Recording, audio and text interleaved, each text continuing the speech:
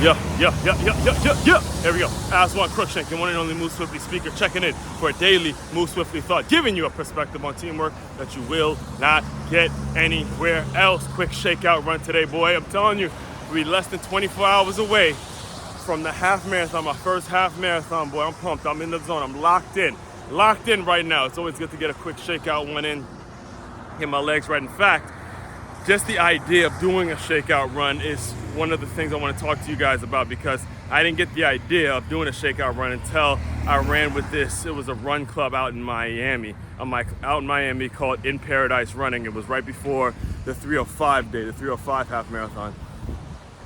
And the founder, or the head of it, I think his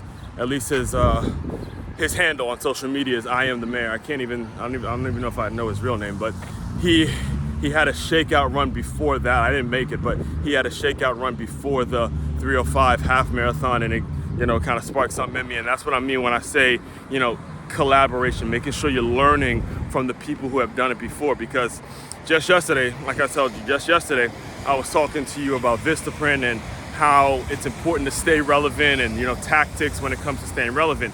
Now, on the next step to that, as a way of staying relevant, understanding your collaborations and who you collaborate with is vital. Who you collaborate with is going to dictate how relevant you actually are, how relevant you stay, all right? I'll give you an example.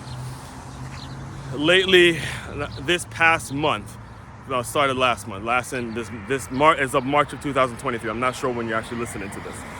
The show, one of the hit shows, Power from Stars, all right? One of the hit shows, Power from Stars, they have had spin-off shows, and the only spin-off show, in my opinion at least, that's at least been almost as good as the actual Power has been Power Book Ghosts 2. Power Book Ghosts with Tyreek and the main character was Ghost, and his son is now, the kingpin and running the drug game and doing his thing. So that's been the only actual spin-off show, in my opinion, that's been worth watching. And here's why it's been worth watching, all right? Because of the relevancy in the actual, what initially attracted people to the show. Here's what I mean when I say that. One of the two main stars, aside from Ghost, I think it's Michael something. I can't remember the star of the show. I think it's Michael something. I can't remember his last name. But anyway, the reason that the show, in my opinion, has been so successful is because part of the cast, two of the main members in the cast, are Mary J. Blige and Method Man. You see how I know those names, right? I know those names because they did a song. They did a legendary song, All I Need, back in 1995. Probably one of the best collaborations ever.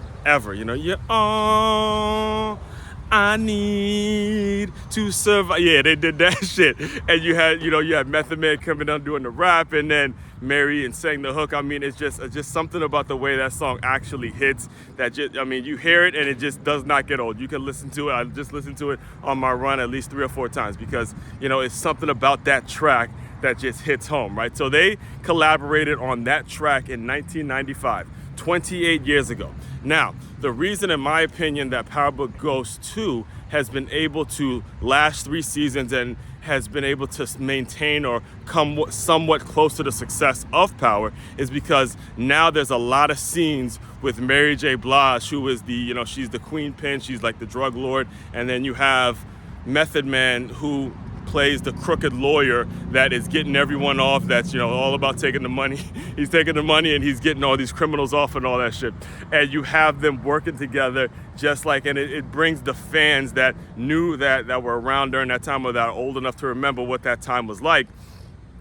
It's kind of giving the fans a feeling of nostalgia, and it's keeping them relevant. I've spoken about how 50 Cent in the past, he's a virtual mentor of mine because of his ability to work on projects and create projects that are about staying relevant and keeping your core audience. You know, the core audience, like when I was in middle school and I was jamming to 50s album, you know, the kids, I grow up and, you know, now I want to watch a good movie or watch a good series and, you know, learn from it, learn some business tactics, learn some things. So he creates projects that's going to continue to serve his initial fan base. And there's so much to be learned from that, so much to take away from that. And it really makes it so you put it in your own head, put it in your own mind when it comes to how you're running your organization and how you're going about your day to day.